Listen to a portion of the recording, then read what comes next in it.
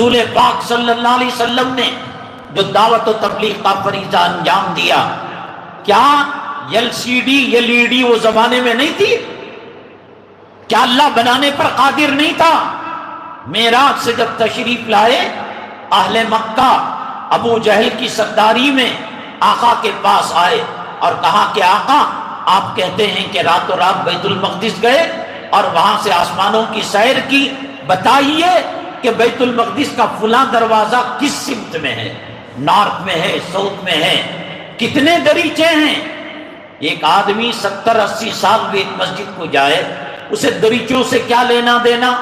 کتنے دریچے ہیں، کتنے پنکھے ہیں، کتنے لائٹ ہیں؟ اللہ تبارک تعالیٰ نے لائیو ٹیلی کاسٹ کر کر آقا کے سامنے ایل ای ڈی رکھ دیا، ایل سی ڈی رکھ دیا، مانیٹر رکھ دیا اور اس کے اندر دکھایا